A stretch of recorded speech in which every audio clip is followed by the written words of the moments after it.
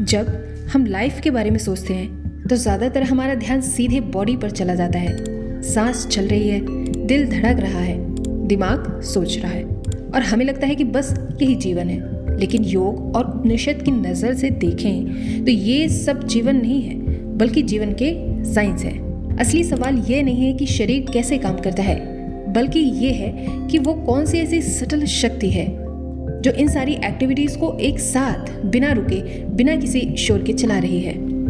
उसी शक्ति को प्राण कहा गया है और प्राण को समझना मतलब लाइफ को सरफेस से नहीं, उसकी जड़ से समझना है। भारतीय यौगिक परंपरा में प्राण को सिर्फ सांस मानकर नहीं देखा गया। भगवत गीता का भी यही इशारा है कि जीवन की गति सिर्फ बाहर के एक्शन से नहीं चलती, बल्कि भीतर बह रही एक एनर्जी से चलती है। उपनिषदों में साफ कहा गया है कि प्राण के बिना इंद्रियां काम नहीं कर सकती और मन भटक जाता है। यानी प्राण वह कनेक्टिंग लिंक है जो बॉडी, माइंड और अवेयरनेस को एक साथ बांधता है। इसी प्राण की 5 अलग अलग मूवमेंट्स मानी गई हैं, जिन्हें पंच प्राण कहा जाता है। ये 5 अलग अलग चीजें नहीं हैं, बल्कि एक ही लाइफ एनर्जी के 5 अलग अलग काम करने के तरीके हैं। अगर प्राण को लाइफ की मेन फ्लो माने तो प्राण वायु उसका वह हिस्सा है जो अंदर की ओर मूव करता है। सांस का भीतर जाना, ऑक्सीजन का ऑब्जर्व होना, सेंसेस का एक्टिव होना। मॉडर्न साइंस इसे रेस्पिरेशन और नर्वस सिस्टम एक्टिवेशन से जोड़ती है, लेकिन योग कहता है कि बात सिर्फ ऑक्सीजन की नहीं है। जैसे ही मन थोड़ा शांत होता है और सांस न्यूट्रल हो जाती है, वैसे ही प्राण वायु बैलेंस में आने लगती है। यही वजह है कि जब प्राण डिस्टर्ब होता है तो एंजाइटी, बेचैनी और मेंटल इंस्टेबिलिटी जैसी चीजें दिखने लगती हैं। इसके उलट अपान वायु वह एनर्जी है जो नीचे की ओर काम करती है।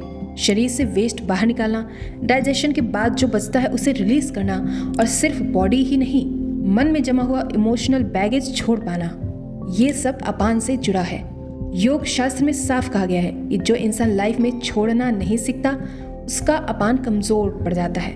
मॉडर्न फिजियोलॉजी इसे एलिमिनेशन और डिटॉक्स से जोड़ती है, लेकिन योग की नजर में ये सिर्फ बॉडी क्लीनिंग नहीं, बल्कि माइंड क्लीनिंग भी है। प्राण और अपान के बीच बैलेंस बनाने का काम समान वायु करती है।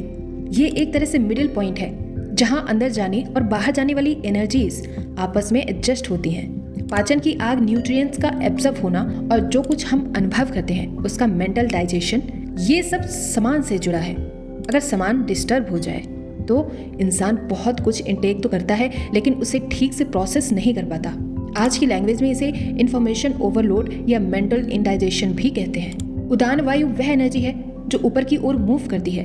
बोलने की शक्ति, एक्सप्रेशंस, कॉन्फिडेंस और लाइफ के आखिरी मोमेंट्स में कॉन्शियसनेस की दिशा, ये सब उदान से जुड़ा माना गया है। भगवत गीता में जिस अपवर्ड मूवमेंट ऑफ अवेयरनेस की बात आती है उसका संकेत यही मिलता है। मॉडर्न न्यूरोसाइंस इसे ब्रेन बॉडी कोऑर्डिनेशन और स्पीच सेंटर से जोड़ती है, लेकिन योग की दृष्टि में उदान यह तय करता है कि इंसान सिर्फ जिंदा रहेगा या जागरूक होकर जिएगा। इन सबको एक साथ जोड़कर रखने वाली एनर्जी है व्यान वायु। ये पूरे शरीर में फैली होती है।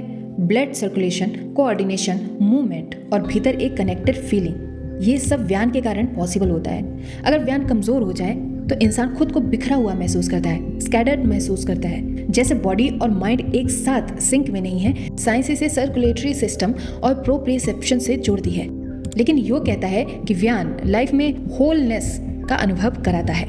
इन पांचों को अलग अलग समझना आसान है, लेकिन असली समझ तब आती है जब आप इन्हें एक सिस्टम की तरह देखते हैं। जैसे किसी ऑपरेटिंग सिस्टम में कई बैकग्राउंड प्रोसेस चलते रहते हैं जो हमें दिखाई नहीं देते, लेकिन उनके बिना पूरा सिस्टम क्रैश हो जाएगा। पंच प्राण भी कुछ ऐसे ही हैं। आप उन्हें कॉन्शियसली महसूस नहीं करते, लेकिन आपके हेल्थ, मेंटल क्लैरिटी और अवेयरनेस का लेवल पूरी तरह उन्हीं पर ही डिपेंड करता है। यही एक बहुत जरूरी बात समझने की है। प्राण का इम्बैलेंस सिर्फ बीमारी नहीं लाता, बल्कि कंफ्यूजन भी लाता है। मन अनस्टेबल हो जाता है, डिसीजंस क्लियर नहीं रहते और इंसान एक्सटर्नल सिचुएशन से जल्दी प्रभावित होने लगता है। योग और ध्यान का गोल शरीर से भागना नहीं है, बल्कि इन प्राणिक प्रोसेस को इतना रिफाइंड करना है कि वे आपके खिलाफ नहीं, आपके सपोर्ट में काम करें। जब प्राण बैलेंस में आता है तो मन अपने आप शांत होने लगता है और अवेयरनेस धीरे धीरे खुद को पहचानने लगती है। इसलिए योग में आसन, प्राणायाम और ध्यान को अलग अलग चीजें नहीं माना गया। ये तीनों मिलकर प्राण की क्वालिटी को बदलते हैं। मॉडर्न वर्ड्स में कहें तो ये सेल्फ रेगुलेशन का डीप साइंस है, जहां बॉडी, और माइंड को फोर्स नहीं किया जाता बल्कि अंडरस्टैंडिंग के साथ अलाइन किया जाता है। अंत में यही बात साफ होती है कि प्राण कोई ऐसी चीज नहीं है जिसे आप कंट्रोल करने बैठ जाएं। वो कोई मशीन नहीं है। प्राण एक लिविंग इंटेलिजेंस है जो हर पल आपको जिंदा रखे हुए है। योग हमें ये नहीं सिखाता कि उस इंटेलिजेंस पर डोमिनेशन कैसे करें, बल्कि ये सिखाता है कि इसके साथ कॉन्शियस डायलॉग कैसे बनाएं।